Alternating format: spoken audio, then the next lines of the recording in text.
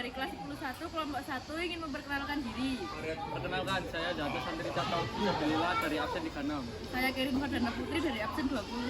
Saya Dinda Putri Alifiana dari absen 1. Saya Sanitri Aprilia dari absen 32. Saya Dea Julananda dari absen 13. Saya Sofiana Kamila absen 33. Saya Ramadina Setianurung dari absen 31. Saya Aditya Julia Saputra dari absen 2. Jadi, Selat Sunda adalah sebuah lautan sempit yang menghubungkan Pulau Sumatera dan Pulau Jawa. Sejak zaman dahulu, selat ini pun memiliki peran yang penting dalam perdagangan. Sekarang, akses antara kedua pulau ini dihubungkan oleh dua pelabuhan yang bernama Merak dan Bakauheni. Di selat ini juga terdapat sebuah gunung api aktif yang terkenal yang pernah meletus pada tahun 1883, yaitu Gunung Krakatau. Menurut kisah legenda, terdapat sebuah kerajaan dengan pemimpin bernama Praburakarta yang bijaksana. Saat Praburakarta berkuasa, Pulau Jawa dan Sumatera masih tergabung dalam satu daratan. Raja ini memiliki dua anak laki-laki yang bernama Raden Tapabaruna dan Raden Sundana. Suatu ketika, ia berniat untuk melakukan pertapaan karena usianya yang sudah semakin menua, dan kedua anaknya sudah memasuki usia yang tepat untuk memangku jabatan sebagai raja.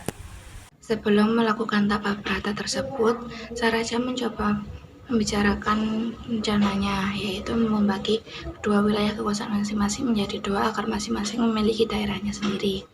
Pembagian wilayah ini juga bertujuan agar anaknya tidak merasa iri satu sama lain. Mengenai rencananya, daerah yang dimiliki Raden Tapabaruna yaitu di daerah barat, sementara Raden Sundana mendapat wilayah di bagian timur. Bagian ini pun berujung kepada kesepakatan yang disetujui kedua anaknya. Dengan diterimanya keputusan ini, sang raja pun merasa tenang dan akhirnya pergi untuk tapa brata. Namun ketika sang raja masih melakukan kegiatan pertapaan ini, tiba-tiba tersiar kabar yang sampai ke telinga sang raja bahwa terjadi peperangan internal di kerajaannya. Hal ini melibatkan antara kedua anaknya yang sebelumnya telah ia bagi daerah kekuasaannya. Ternyata peperangan ini terjadi karena Raden Sundana menyerang Raden Tapabaruna. Alasannya karena ia ingin mendapatkan kekuasaan yang lebih luas daripada yang telah dijanjikan. Mendengar peristiwa ini, tentunya Praburakarta marah besar. Tanpa menyelesaikan pertapaannya, sang raja pun memutuskan untuk membicarakan permasalahan ini kedua anaknya yang saling berselisih tersebut. Pasca kembali, sang raja meminta agar kedua pihak saling berdamai. Kemudian, Praburakarta menginjak tanah dengan hebatnya sampai bumi berguncang. Kemudian Praburakarta memerintahkan kedua anaknya untuk berdiri di daerah kekuasaannya, masing-masing dengan para pasukannya tentara yang berdiri di belakang kedua anaknya. Lalu sang raja memerintahkan anaknya untuk melihat kesaktiannya. Dengan guci pusaka yang berisi air laut, Praburakarta menuangkan air tersebut di antara pasukan Raden Sundana dan Raden Tapabaruna. Dan guci tersebut diletakkan di atas tanah. Tak lama muncullah sebuah keajaiban yang membuat tanah berguncang dengan keras sehingga membuat sebuah jurang yang dalam. Retakan ini semakin merembet ke arah selatan dan utara. Hal ini membuat wilayah dari anaknya pun terpisah, sehingga benar-benar memisahkan kedua menjadi pulau tersendiri. Di antara kedua daerah ini pun terbentuklah Selat Sunda. Sementara guci milik sang raja tersebut berubah menjadi sebuah gunung yang dikenal sebagai Gunung Krakatau. Dalam jutaan tahun terakhir, yang membangun Gunung Geruduk yang terdiri dari batuan vulkanik dan lapisan abu. Gunung ini berada di 1000 kaki atau 300 meter dari bawah permukaan laut, sedangkan kerucutnya diproyeksi mencapai 1800 meter di atas laut. Sekitar tahun 416 Masehi, puncak gunung itu hancur dan membentuk kaldera atau cekungan berbentuk mangkok dengan lebar 6 km. Kaldera tersebut membentuk 4 pulau kecil yang terdiri dari Sertung atau Farlaten di barat laut, Lang dan Polishat di timur laut, dan Krakatau di selatan. Kondisinya masih konduktif hingga beberapa tahun kemudian terbentuk 3 kerucut baru dan menyatu menjadi satu pulau yang besar.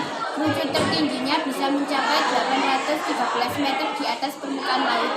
Tak juga sedikit korban yang meninggal karena tenggelam akibat tsunami yang dibuat oleh Gunung Krakatau yang membuat tembok setinggi 120 kaki dan menyapu bersih 165 desa di sekitar Jawa dan Sumatera.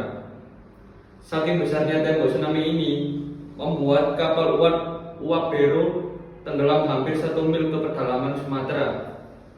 semua bangun kapal meninggal dunia.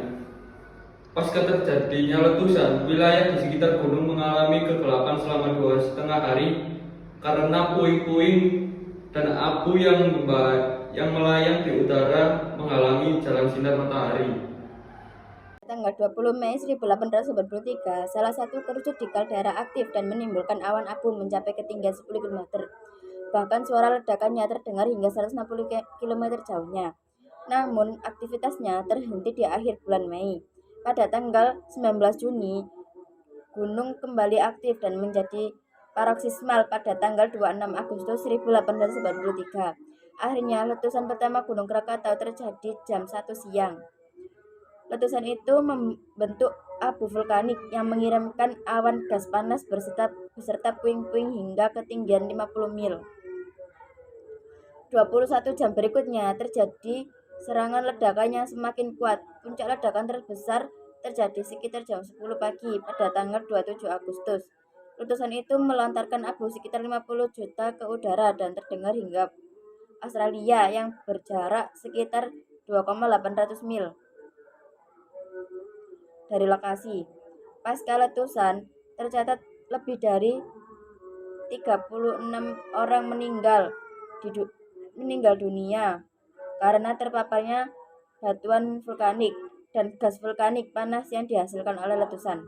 Artinya Selat Sunda dikutip dari buku geologi Selat Sunda dikatakan bahwa sebagai model yang dikembangkan untuk menjelaskan berbagai kemungkinan terbentuknya Selat Sunda yang memperlihatkan Pulau Jawa telah tergeser ke arah selatan relatif terhadap Pulau Sumatera.